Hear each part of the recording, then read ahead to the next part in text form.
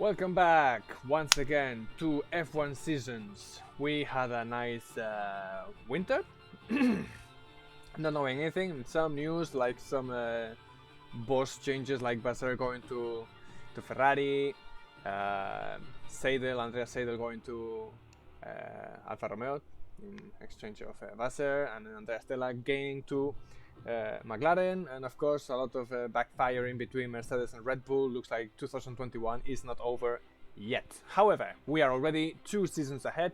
2023, as we can see. Sorry, the other side here. I have the screens changed, but anyway. So let's see what we can see by the pre-season, right? We have some cars coming up, like today in several hours actually. If I'm not mistaken, in 3 hours we will have some new cars, for example the Haas. So let's check by order which ones are coming up. So MoneyGram, new sponsorship for Haas, and you can see here they will be presented on January 31 at 3 p.m. Paris time or European time, however, whatever you want. But anyway, this will be the first car that we will see. I'm guessing the decoration. I don't think they will present the car itself, even though there will be not a lot of changes from one season to another because the regulation is more or less the same. And the drivers, you can see here, Kevin Magnussen and Nico Hülkenberg, who is coming back to F1, substituting Mick Schumacher, who left to be a reserve driver in Mercedes due to crushing and costing a lot of money to the team. Red Bull Racing will be the second car that will be presented, more or less. I'm guessing will look like this because except for the front wing and some changes in the floor, the rest of the car is the same. So February 3, which would be Friday if I'm not mistaken, 5 p.m. Paris time. You can adjust the time according to where you live. And the drivers unchanged as well. This will be in New York. So for those in the USA, you know what to do. You can go to New York if you want to see it live. But anyway, there's also some rumors saying that this New York thing could be a link to Ford trying to come back to F1 through Red Bull as an engine supplier in 2026. Doesn't look like it. I'm guessing Red Bull is kind of happy with the Honda or the Red Bull powertrains.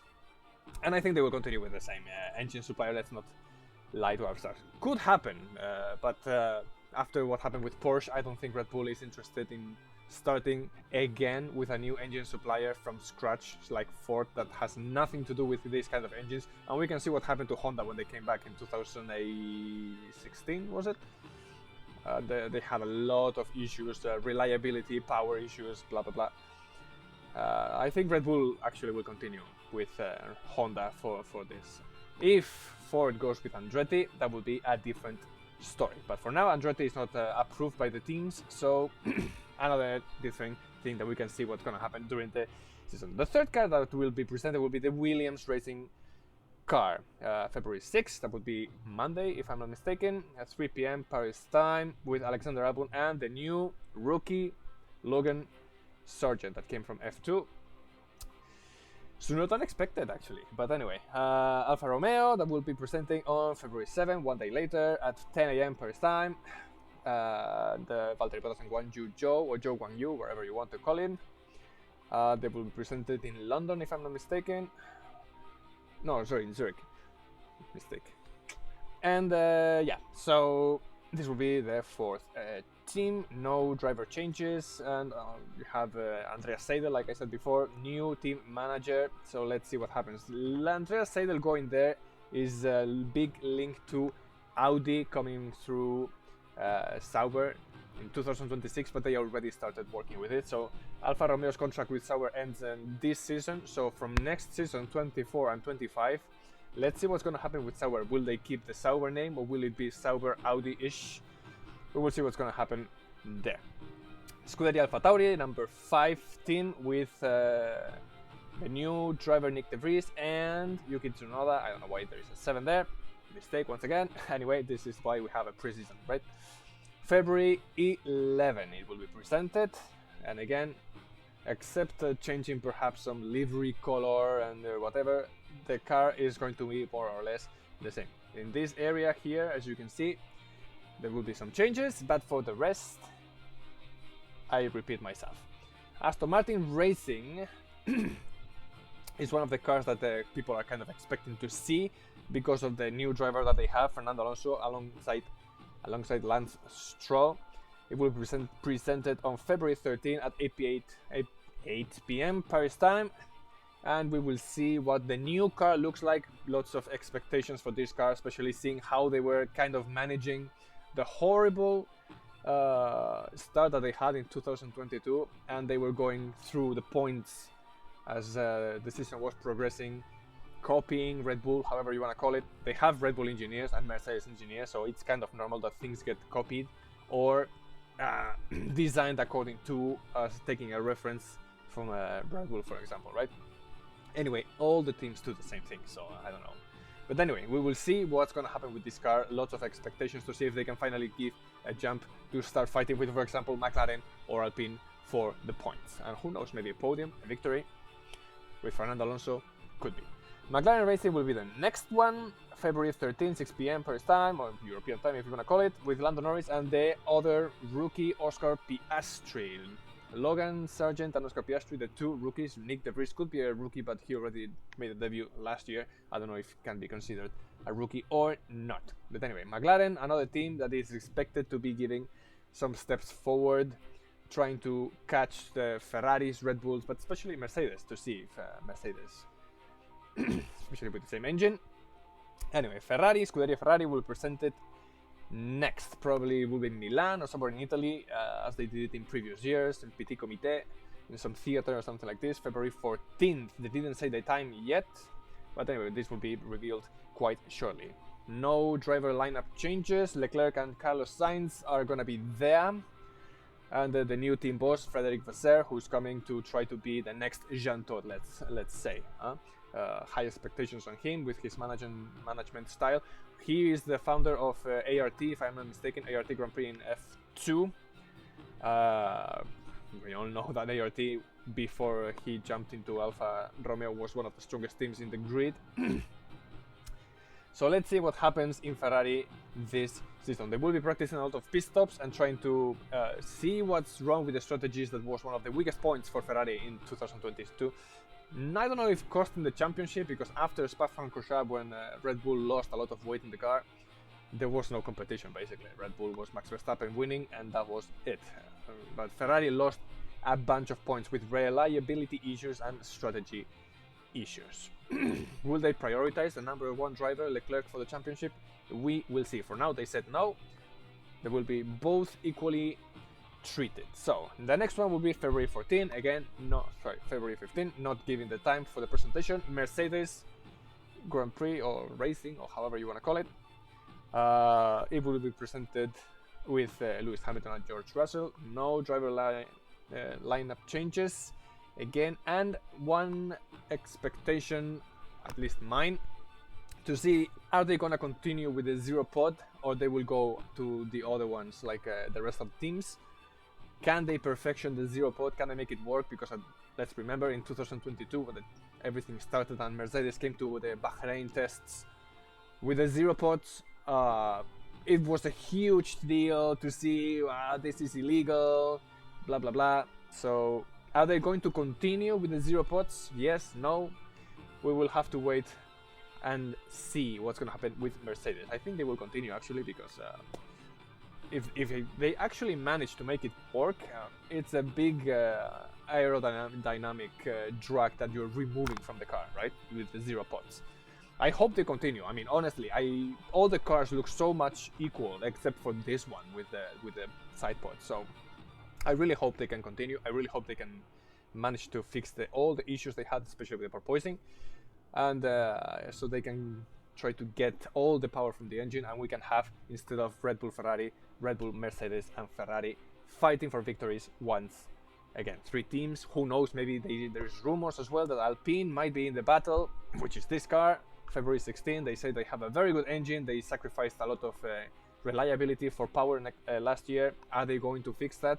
Because the engines are more or less the same. You're not allowed to touch a lot of stuff until 2026. However, for reliability issues, you can touch some of the parts of the engine, which is also why Mercedes, they say they gain some extra power, same like Ferrari, and Alpine if they can solve the reliability issues, perhaps they can also give some extra power to the car. Lineup changes. Here we have Esteban Ocon. Alonso left for Aston Martin to replace Sebastian Vettel, and Pierre Gasly. This is a explosive. Somebody's texting me. Whatever. Somebody's explosive team mates, right? We all know they were not the best of friends since the karting days. So let's see what happens with this lineup and this car, who I am expecting to give a step forward, try to be in front of McLaren perhaps, with being one of the constructors in the team. So let's see what's gonna happen with that. With that, all the teams presented, we have the dates, so within like 2 weeks all the teams are gonna be more or less presented and ready for the testing. Of course, between the testing and the first Grand Prix, many things might change. Maybe one team came with a brilliant idea for where to put the mirrors, or since you cannot change many things in these new cars. So between the Bahrain and perhaps Australia or Azerbaijan, you will see a big change in the car anyway. This is more or less to show the liveries and everything, so let's see what happens. So the Bahrain test is going to be in February 23 and 24-25. 3 days testing only for the pre-season, and then following week you will have the first Grand Prix in Bahrain, then you have Saudi Arabia, Australia, Azerbaijan, Miami, Emilia-Romagna, Monaco, Spain, Canada, Austria, Great Britain, Hungary, Belgium, Netherlands, Italy, Singapore, Japan, Qatar, which is coming back again to the calendar, USA, Mexico, Brazil, Las Vegas, and Abu Dhabi. One new race, Las Vegas, Qatar coming back, and the rest of the calendar remains the same. So let's see what happens with that. For the rest, changes. The cars are going to be 15 millimeters higher to avoid the porpoising. This is a measure that was given in order to fix the porpoising blows after Canada Grand Prix, if I'm not mistaken. However, most of the teams already solved the porpoising issue, so it's kind of an old measure to try to fix this. Sorry. Can I go back? Yes. The floor ends will be reinforced to avoid the porpoising as well. For example, they said that the Red Bull ones were flexing too much, so to avoid these kind of things.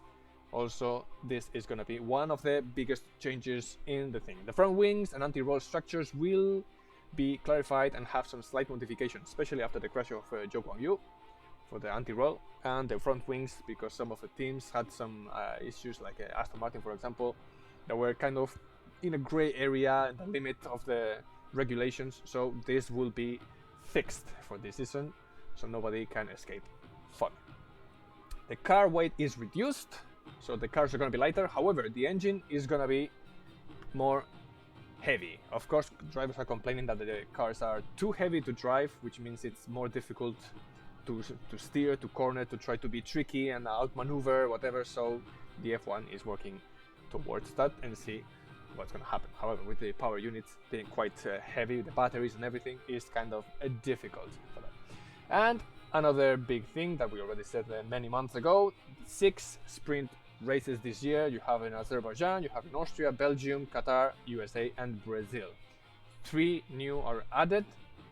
We had in Emilia-Romagna last year, if I'm not mistaken, which, let's say, I'm not a big fan of sprint races. I'm sorry, there is nothing in a gain there. Something should be done to try to make it more beautiful for the spectator. Like, the drivers don't want to sacrifice something so they can start last in the Sunday race, which is the important race, right? Maybe they should make it an apart race.